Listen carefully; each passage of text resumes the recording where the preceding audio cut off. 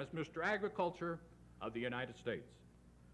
It is indeed a pleasure for me, as chairman of your 1975 Pacific Northwest Farm Forum, to welcome Congressman Jerry Litton, Democrat of the state of Missouri, to Spokane and to our luncheon this noon. Let's give him a real Pacific Northwest welcome. Ladies and gentlemen, Congressman Jerry Litton.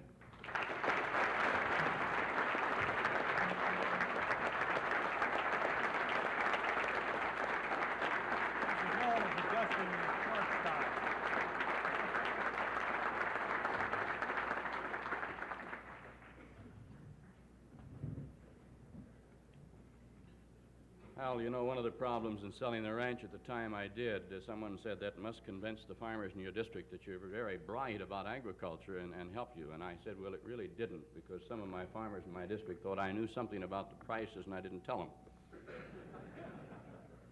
It's good to be here for your farm forum. You know, we talk about trying to interest urban America in agriculture. And here in this fine city, and this is my second visit here, I think, in 2 years, we have an example of an urban area that is indeed interested in agriculture, as exemplified with the fact that the Spokane Chamber of Commerce has sponsored this farm forum for 22 years. My congratulations to them. Let's show them we appreciate it with a hand, please.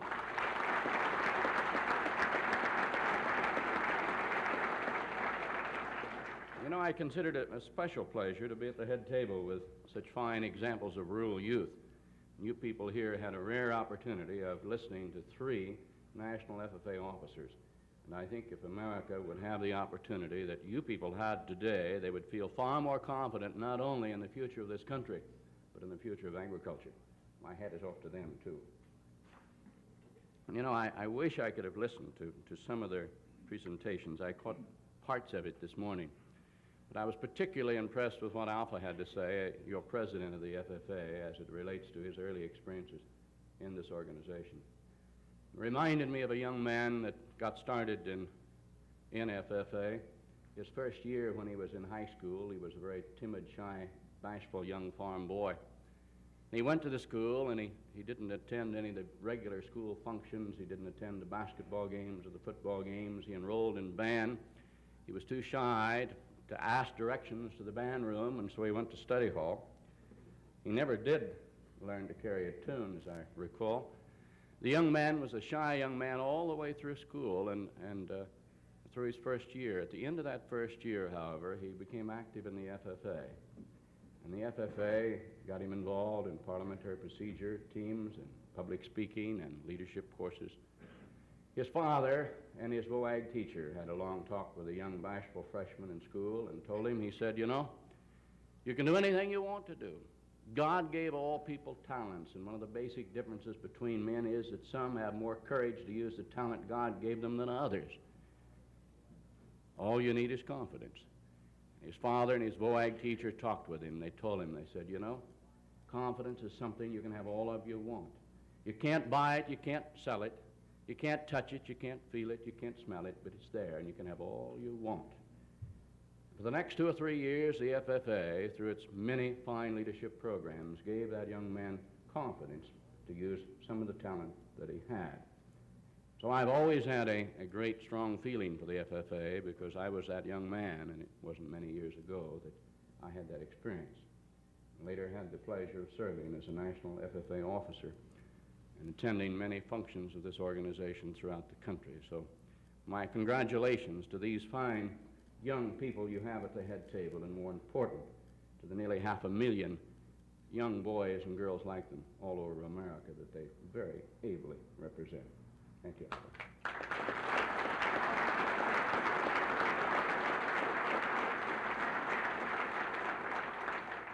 It's a special pleasure to be here because I happen to be in the district of Tom Foley.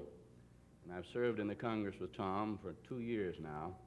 And you know, we have a lot of different types in Congress. We have the majority that react to things that take place. And we have a few people like Tom Foley who make things happen, not just sit back and react to things after they've happened. And I think agriculture is in for a real shot in the arm with Tom Foley as chairman of the House Agriculture Committee. And I expect that committee not to react to events, but to make events take place in the next 2 years. So I'm very anxiously awaiting the time to serve with Tom in the years ahead. He's an extraordinary man with an immense amount of talent and an unusual ability to work with rural and urban people to mold together a coalition of conservative and liberal forces. And if there was ever a time we needed that kind of leadership in the halls of Congress and the Agriculture Committee, it's 1975. And you people, I'm sure, are proud to have sent such a man to Washington. And I'm proud to have the opportunity to work with him, I can assure you of that. We're talking about agriculture today, and I talked to Tom before I came back here, and he gave me some insight into this particular area. And Tom asked me, he said, Jerry, you've gotten out of the farming business and into politics now. He said, do you have any second thoughts about it in view of Watergate and all of the things that have happened? I said, no, Tom. I said, you know, it's a lot like the young fellow that was thinking about suicide. He got up one morning, he went into the kitchen, and he found a note on the table. His wife had left him and run off with his best friend. 10 o'clock that morning, a truck ran over his favorite dog, and 11 o'clock, another truck demolished his only car. At noon, his house burned. At 2 o'clock, the doctor called with a bad report. At 3 o'clock, the banker called to tell him that his wife had taken all of his money. And at 4 o'clock, he got fired from his job. You know, it was just one of those days, you know.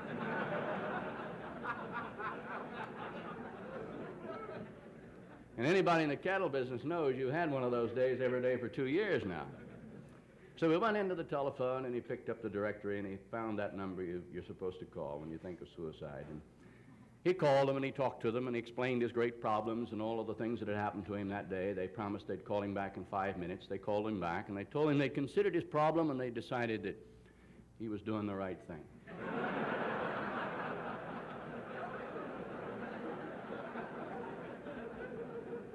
Well, I've taken a look at the price of cattle, and I've decided, Dick, I did the right thing. Been a bad year for cattlemen, been a bad year for politicians, too. You know, I went into Chicago at the airport the other day, and I went into the men's room. There's a machine there in the men's room. You push a button, and hot air comes out to dry your hands. And some smart aleck had written a message across the top of the machine. It said, push here to hear from your congressman.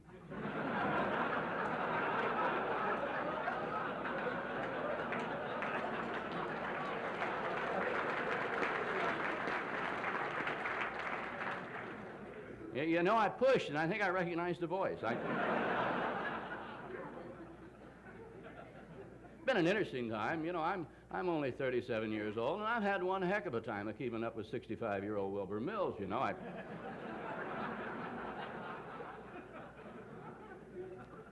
You know, that's sad. It's really sad. Just think of all the fun that guy had, and he says he can't remember it.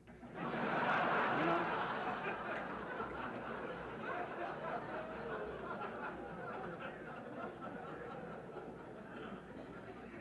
Of course, he has a bad back, and now we know why.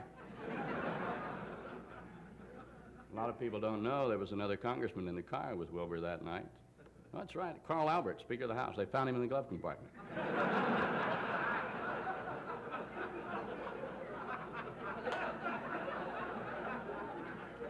That story gets back to Washington, they're going to find me on the toilet cleanup committee, too.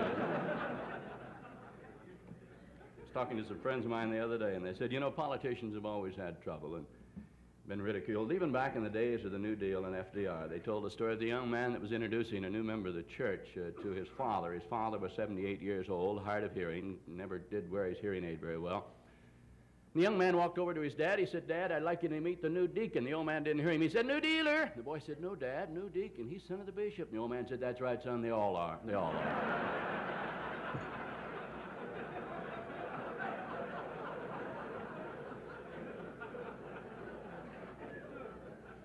So we've always had those problems. You know, I was thinking of the Missouri farmer who went down to Texas. And the farmer was talking to this Texan, and the Texan said, how big a farm you have back in Missouri? He said, about 300 acres. Then he made the critical mistake of asking the Texan how big his farm was. The Texan says, well, let me put it this way. He said, you can get in my pickup truck, and you can drive it all day and never get off of my spread. The Missouri farmer said, I had a pickup like that once before.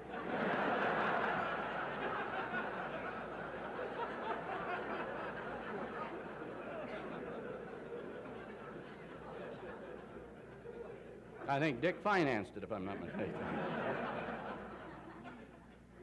So we've had these problems before, and we've been able to get over them. I suspect we will this time.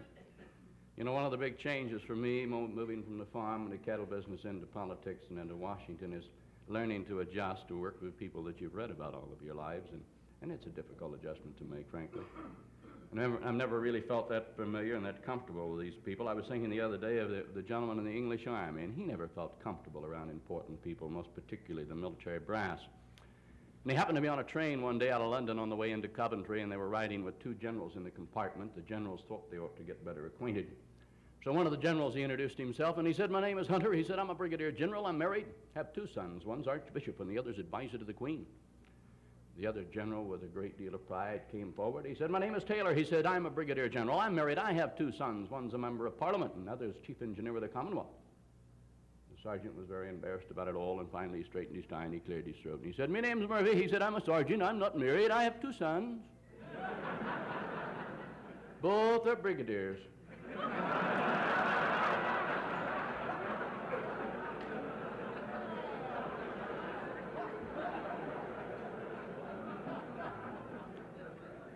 And I met a lot of brigadiers in Washington.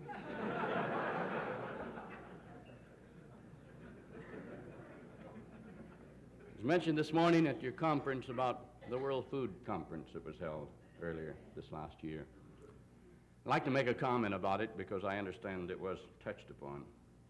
You know, I did go there with a great deal of anticipation and hope that maybe from that meeting we could come up with some solid, positive solutions to the problem of world hunger. On the way to the conference in Rome, I made some stopover in some countries, recipient nations that would be anticipating assistance in food. And as I traveled from one country to the other, the one thing that came to mind time and again was the enormous increase in population that seemed to be taking place in many of these food-short countries. At no time did I find any country that was instigating any kind of a program that was attempting to solve the problem, attempting to get a hold of the population growth within their country. It was not always a religious matter. Sometimes it was simply a matter of pride. They want as many people as they can have. And I think they have that right as long as they have the capacity, as does the world, to feed them. The population in these countries is growing at a rate that's almost unbelievable. Bangladesh, for example, is a country about the size of this state here, geographically. But in 25 years, at its present growth rate, will have a population in excess of that of the entire United States of America. And I might add that their population growth is not as strong as it is in some of the other nations of this world. And yet each time I suggested we discuss this problem of population growth, those in the embassy of our country suggested that it was not a thing to be brought up, not a matter to be discussed. And each time we got around that subject, the embassy officials nodded their heads at me and frowned so as to say, "Let's not bring that matter up here."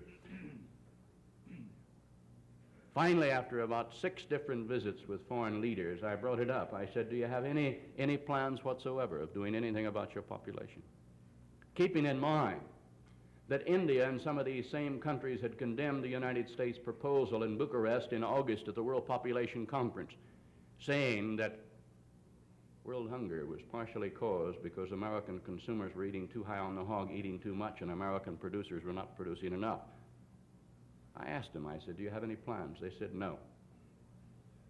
Furthermore, they said, "Any discussion of population stabilization in our country is a dirty word." And I said, "Mr. Foreign Minister, helping countries around the world who are unwilling to help themselves is starting to be a dirty word in America, too." And the room was quiet.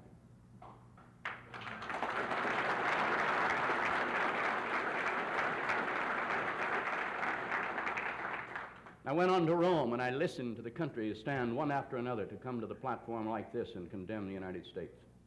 I listened to Russia and China stood up and said they had no intentions of doing much to help feed the world.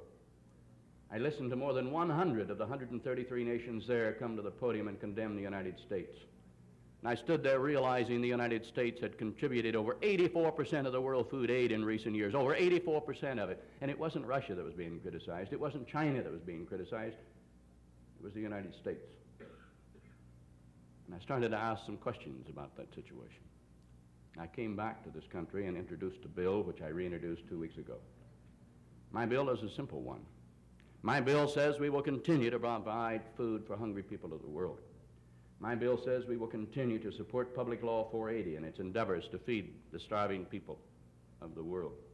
My bill says we will not reduce in any way the amount of food that we give away.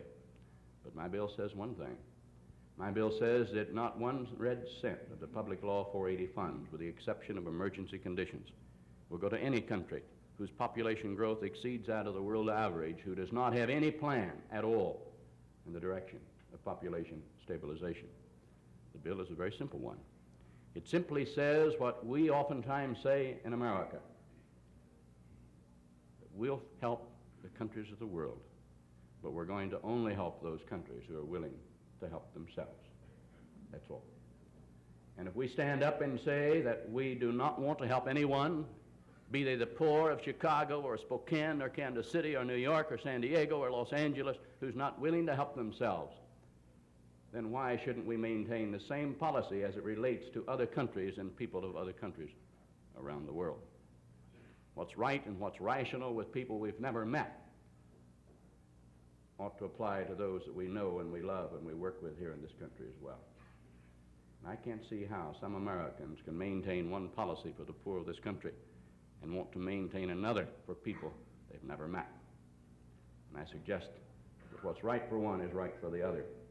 What will happen with the legislation, I don't know. I will say this, to those who have suggested that it's not humane, in my opinion, it is far more humane to tell the poor countries of this world that they're going to have to live up to their responsibility now, that there's not enough food to feed them at the continued population growth. And telling them now, in my opinion, is far more humane than waiting 10 years or 15 and letting 10 or 15 million starving people a year tell them in a far more dramatic way than this bill will. We have some problems here at home in agriculture, and I'll touch on those. You know, I was out this way about 2 years ago as a member of the Ag Committee, serving with Tom. We had some hearings out into Denver, and as some of you people know, some of the environmental groups have been very successful in seeing to it that the ranchers and the cattlemen out in this part of the country have been unable to use the traditional methods to keep the coyote population in check and in control. Traps and chemicals and toxins that were normally made available to farmers and ranchers have now been banned. So we had a hearing, and one of the ladies out there protesting the inhumane killing of coyotes stood up and objected to it. And she suggested instead that what we do is to trap the male coyotes and operate on them so they couldn't reproduce and turn them loose. And this supposedly would serve as a protection for the sheep population of the western states. We had a friend of mine from Craig, Colorado. He's got a big sheep operation. He stood up and he said, "Lady," he said, "you don't understand." He said, "They ain't a raping our sheep, they're eating them."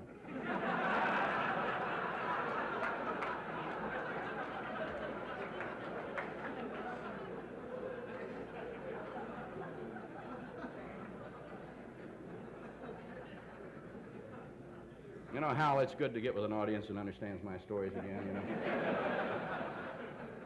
Geez, you look good in the tie, you know that? Where do you get your hair cut, anyway? Parted in the middle. Part it in the middle. I'll tell you what, when a good-looking gal walks into the room, Hal, all you've got to do is straighten your tie. That's one advantage. You think of that?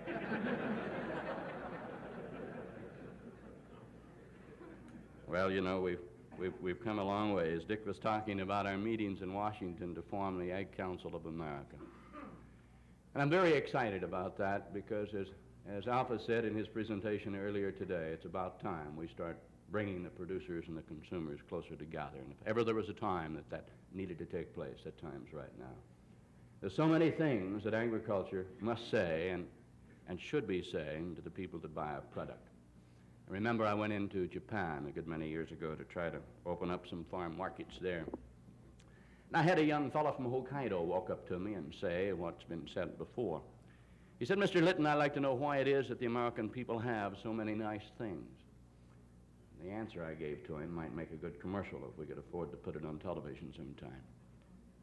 I said, "You know, in the United States, we spend about 16% of our disposable income after taxes for food. In your country, in Japan, and in others such as England, it's 25%. In Russia, it's 53%. In Asia, it's 82%. And when you're spending 50 to 80% of your disposable income after taxes for food, you don't have very much left over. But in the United States, when you only spend about 16% of it for food, you have a lot left over. Enough left over to buy a color TV and a second car and a better house and a nicer vacation and those things American people have, expect to have, and ought to have in an affluent, hard-working society such as ours. But I think it'd be well for agriculture to share with America the thought that one of the reasons they have that color TV and that second car and that better house and that nicer vacation is because of, and not in spite of, the price of food. And I think it'd be well to relate to General Motors and Chrysler and all of the big companies of this country that one of the reasons the American people have so much left over to buy the things they sell, be they automobiles or electric toothbrushes, is because they spend only 16% of their disposable income for the essential of food. These are some of the things that we need to tell America. We need to look very closely at that 16%. Do you know what it buys if you're looking for poultry? In this country, it buys a chicken cut in the pieces you like, seasoned and served and ready to eat on a throwaway plate. In Asia, 82% of your income buys a chicken hanging by its neck alongside the rib that's been there all week. There's a difference in the product and the quality. I spoke in Chicago at the Poultry and Egg Institute meeting about a year ago, and I had some demonstrators there who broke up the meeting. They waved the banners and flags, and the flags said, people have a right to eat. Chicken ought to be cheap, cheap, cheap, which didn't go over very well at a chicken convention.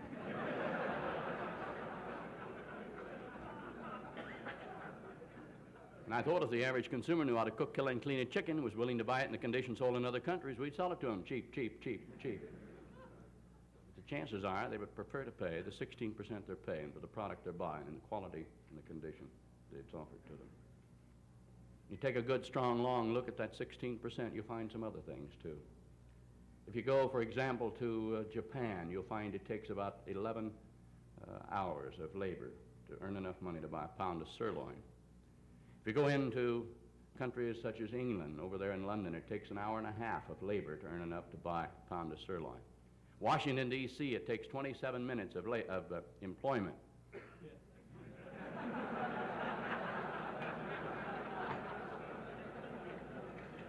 See, I'm being tape recorded. I want to be very careful about what I say. We may not know much about electronics, but we sure know how to hit that eraser button, I'll tell you that.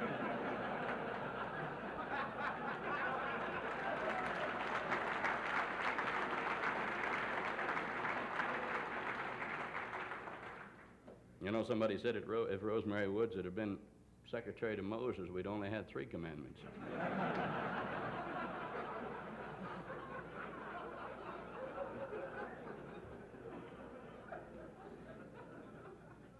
I know which one Wilbur would want to taken out, I know that.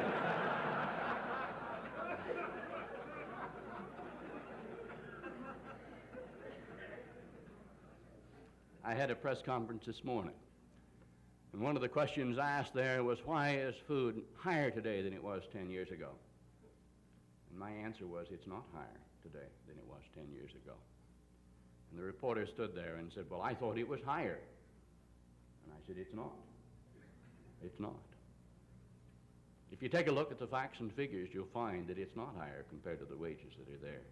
In 1930 in America, we spent 24% of our disposable income after taxes for food. In 1940, it dropped to 22%. In 1960, it dropped to 20%. In 1970, it dropped to 16%.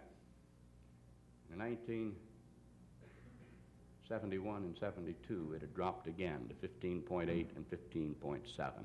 And in April 1, first quarter, 1973, at the height of the boycotts of food in America, it had dropped to 15.5. At the time we had boycotts on food in America, the average American was spending a smaller percentage of their disposable income after taxes for food than Americans had ever before spent in history. Fact, not fiction.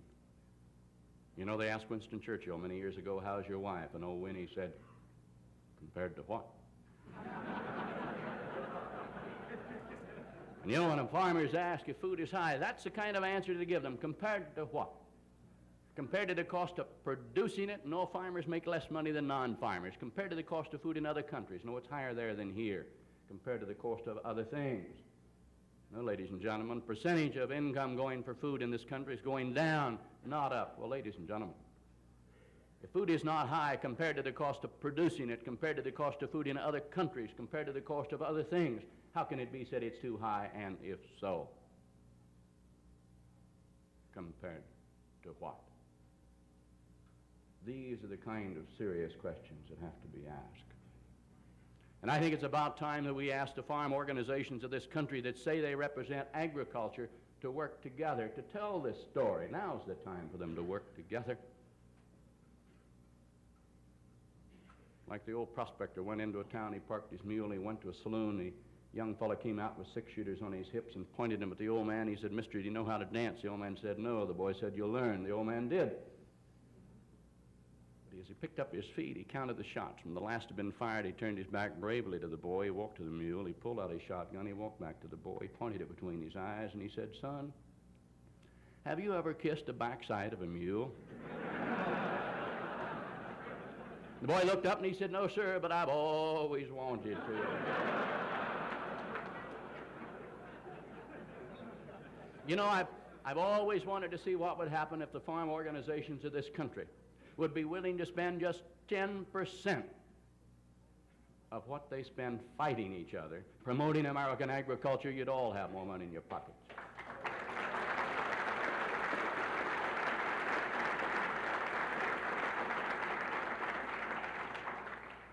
And I'm not naive. I recognize it'll be a difficult time before we see the farm organizations get together from a legislative standpoint. It does bother me just a little bit to find them out into the halls and on into the committee rooms fighting again. We have 5% of this population, and then we split it 40 different ways with 40 different ideas every time we come before a committee on Congress. Now, if they want to fight, I wish they'd do it in the hall and then come to some kind of common agreement and come into the committee room and pursue effective legislation for your industry. But if they can't do that, then at least let's ask them to do one thing.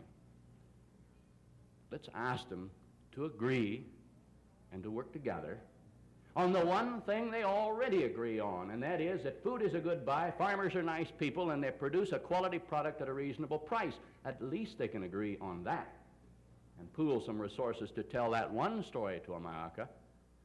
That's something agriculture ought to ask its representatives and its farm organizations to do. I don't think it's asking too much of them. But you're the people that are going to have to ask it of them. The people that pay their dues to the farm organizations that say they represent them. You're the people that are going to have to ask them to join hands and work together to tell the story. And I think it's a good time to start right now. Pete made an interesting observation earlier today when he talked at your conference, and he talked about profit in the farming business. And Pete, I was in the halls of Congress on the 4th day as we worked on that debate of that farm bill. And one of the most disappointing experiences I've seen were the demonstrators in the galleries of your Congress waving a big banner that read, "Milk is for children, not for profit." And those were the words I think you used earlier today. Ladies and gentlemen, if the American people feel that the farmers of this country should be expected to produce food for no profit, we have a problem. There will be food in America as long as there's profit in producing it, unless we want the government to do it. And they can't even pack the mail, let alone farm.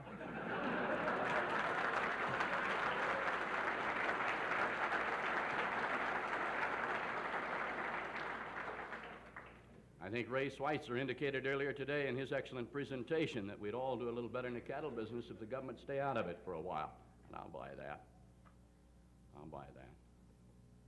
You know, we had some boycott meetings back in '73, and Ray was up there in Washington with some others. When I knew the boycott meetings were going to be held, I called over to VPI at the college, and I asked him to send me a couple of steers. I wanted to put them on display out in front of the building. And being an old Charolais breeder, I want you to know I asked for 2 black Angus steers. Well, I think that shows how broad-minded I am. I think it also shows how many Angus breeders I have in my district, too.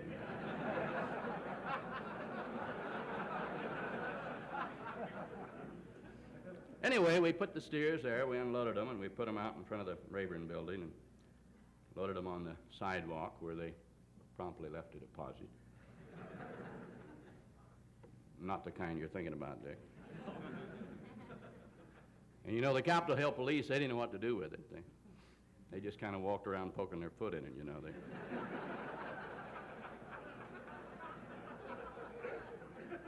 Like some spaceship that had just landed, you know.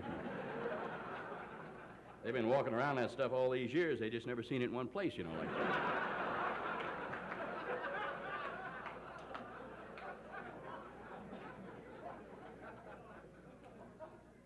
So we had the meeting. The meeting happened to be held under the auspices of one of my colleagues from New York City and Ralph Nader, who I'd like to see choke on my seatbelt.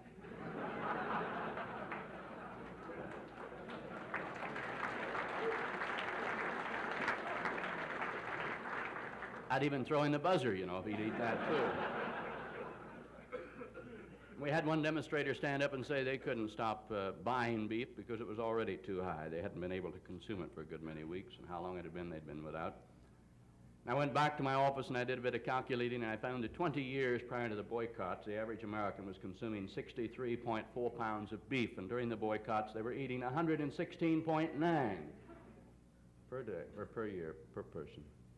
She wasn't getting her share. The average American during the boycotts on beef were consuming twice as much beef per day as they did 20 years ago. An hour's worth of wages 20 years ago bought 1.8 pounds of beef. Last year during the boycotts it bought 3. 20 years ago an hour's worth of wages for a construction worker bought 2.5 pounds of beef. Last year it bought 4.9. Compared to what? On those two steers, one of them weighed 700 pounds, the other 1,200 pounds, and I put a sign on the 700-pound steer, and the sign said, "This steer represents what 240 hours in wages bought in beef 20 years ago." And on the 1,200-pound steer, I put a sign that said, "This steer represents what the same 240 hours in wages buys in beef today." As the press walked into the meeting to hear talks of discussion of boycotts of beef, they had to be asking the question, I'm sure, too high? Compared to what? These, I think, are serious questions. Not only are they consuming twice as much beef today per person as they did 20 years ago, not only are they using half as much of their labor to buy the same amount of beef as they did 20 years ago, but 4 times as much of it is choice and prime. A better product at a smaller cost, and more of it at the very time when we heard talks of food being too high. For the reporter who asked me earlier today, why is food higher today than it was 10 years ago, the same answer applies. Compared to what? You know, we had some interesting sessions in Congress last year. I remember I testified. I had the chance to testify before the Judiciary Committee that held some hearings on food prices. The committee happened to be headed up by Mr. Litton.